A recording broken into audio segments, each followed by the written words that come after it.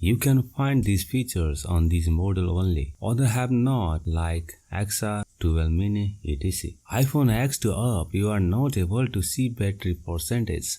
Direct from that, you have to see it on the control center. This feature is introduced on iOS 16 Beta 5. So you have to be in beta mode.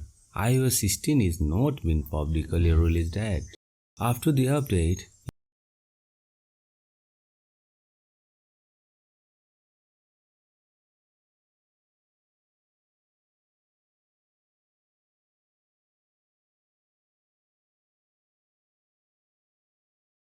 you can see the battery percentage option is shown, and when the toggle is on, now you can see the battery percentage of your battery on the battery status bar, like this.